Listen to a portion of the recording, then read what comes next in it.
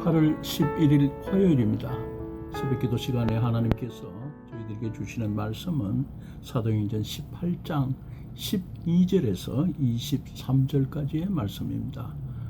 제가 봉독할 때에 성령님께서 형제자매 여러분들과 또 저에게 함께 하시기를 바랍니다. 갈리오가 아가야 총독되었을 때에 유대인이 일제히 일어나 바울을 대적하여 법정으로 데리고 가서 말하되 이 사람이 율법을 어기면서 하나님을 경외하라고 사람들을 권한다 하거늘 바울이 입을 열고자 할 때에 갈리오가 유대인들에게 이르되 너희 유대인들아 만일 이것이 무슨 부정한 일이나 불량한 행동이었으면 내가 너희 말을 들어주는 것이 옳거니와 만일 문제가 언어와 명칭과 너희 법에 관한 것이면 너희가 스스로 처리하라. 나는 이러한 일에 재판장 되기를 원하지 아니하노라 하고 그들을 법정에서 쫓아내니 모든 사람이 회당장 소스테네를 잡아 법정 앞에서 때리되 갈리오가 이 일을 상관하지 아니하니라. 바울은 더 여러 날 머물다가 형제들과 작별하고 배 타고 수리아로 떠나갈새 브리스굴라와 아굴라도 함께 하더라. 바울이 일찍이 서원이 있었으므로 갱그레아에서 머리를 깎았더라. 에베소에 와서 그들을 거기 머무르게 하고 자기는 회당에 들어가서 유대인들과 변론하니 여러 사람이 더 오래 있기를 청하되 허락하지 아니하고 작별하여 이르되 만일 하나님의 뜻이면 너희에게 돌아오리라 하고 배를 타고 에베소를 떠나 가이사랴에 상륙하여 올라가 교회에 안부를 물은 후에 안디옥으로 내려가서 얼마 있다가 떠나 갈라디아와 부르기아 땅을 차례로 다니며 모든 제자를 굳건하게 하니라. 아멘. 해발 5,000여 미터가 넘는 아크로코린토스 산 위에 아프로다이트 신전이 하늘을 찌르고 천여 명의 그 신전 장녀들이 저들 신들의 노래가 된 그 참혹한 죄악의 땅 고린도였지만 오히려 바울은 복음의 은혜가 사람의 그 죄악을 이기고 승리하여 하나님의 영광을 되찾고자 주먹을 불끈 쥐어들었습니다.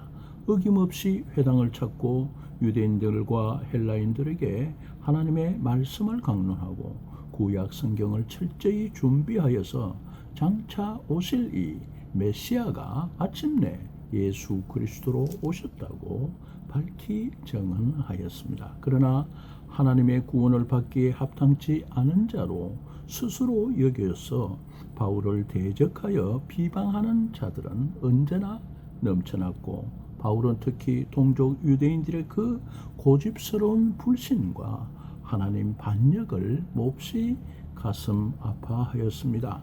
그때 갈리오가 로마 황제 글라우디오의 임명을 받고 서기 51년에 아가야 지방의 총독으로 재임하였는데 그는 스페인 출신으로 스토아 학파로서 네로의 가정교사인 세네카의 형제이며 교양 있고 세련된 사람이라고 합니다. 유대인들은 갈리오가 로마에서 임명한 아가야 지방의 총독임을 잘 알았습니다.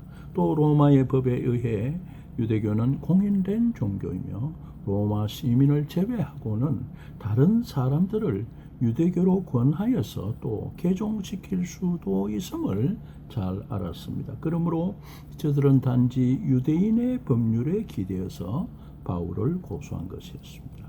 이때 지혜로운 갈리오는 저들의 고소 사건이야말로 유대인들 사이에 종교적 문제임을 알고 저들의 고소를 기각하여 바울을 오히려 손을 들어주었습니다. 저들이 말하는 바울의 죄는 율법을 어기면서 하나님을 경외하라고 사람들을 권한다는 것이었습니다. 이 말은 말세에 메시아로 오신 예수를 그리스도로 받으라는 바울의 말이 유일하신 여호와만 섬기라는 그 율법을 정면으로 모독하는 것이라고 반발하는 것이었습니다. 세마의 말씀, 신명기 6장 4절에서 5절까지의 말씀을 모독하였다고 직고하였던 것입니다. 바울은 그러나 법정에서도 조금도 위축되지 아니하고 성령 충만하여서 담대하였습니다. 예수님께서 한때 말씀하셨습니다. 너희 말을 듣는 자는 곧 내 말을 듣는 것이요 너희를 저버리는 자는 곧 나를 저버리는 것이요 나를 저버리는 자는 나 보내신 이를 저버리는 것이다 하고 누가복음 10장 16절에서 말씀하셨습니다. 또 예수님은 당신의 제자들이 박해를 받을 때에 모든 대적이 능히 대항하거나 변박할 수 없는 그 구변과 지혜를 성령을 통해서 주실 것을 약속하셨습니다. 마태복음 10장 20절의 말씀과 또 누가복음 21장 15절의 말씀입니다. 유대인들이 폭도로 변하고 앞선 그 회당장 그리스도가 그리스도인이 된 이후에 그 빈자리에 세운 소스데네를 잡아가지고 법정 앞에서 그렇게 때렸습니다. 소스데네마저 바울을 따르는 동력자가 되었기 때문입니다. 고린도전서 1장 1절에 보면 바울에게 또 다른 동력자 사도가 있으니 곧 소스데네의 이름이 나오는 것입니다.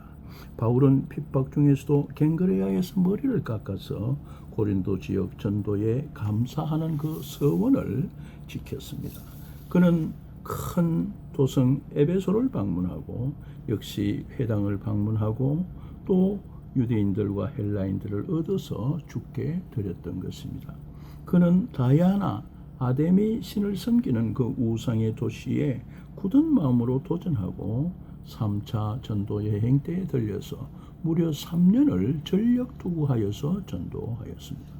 바울은 이방인의 사도의 역할을 위해서 복음 전도자로 유턴한 바 있습니다. 그러나 동족의 한 사람이라도 그리스도에게 드리기를 갈구하였습니다. 그러므로 언제나 바울에게 그 거머리와 같이 달라붙는 핍박의 진원지 회당을 피하지 않고 회당을 빼놓지 않고 들렸던 것입니다. 끈끈한 사역자 바울의 그 행위 온전함, 흠이 없는 온전한 인격, 톰, 텔레이오스, 인테그리티에서 나온 그 사랑의 권능이었던 것입니다. 그는 오직 하나님의 뜻을 위해서라면 사람들과 만나고 작별하는 그 아픈 일을 밥을 굶는 만큼이나 쉽고 많이 하였던 것입니다. 인생이 여정이라고 하였습니까? 에베소에서 형제들을 떠나서 뱃고동을 울리며 지중해를 가로질러서 가이사랴로 돌아오고 예루살렘을 거쳐서 다시 시리아 안디옥 교회로 돌아왔습니다. 바울의 인생은 주님을 전하는 그의 4차례의 전도 여정과 그의 행위 온전함에서 찬란한 정점을 이루는 것을 우리는 목도하고 있는 것입니다.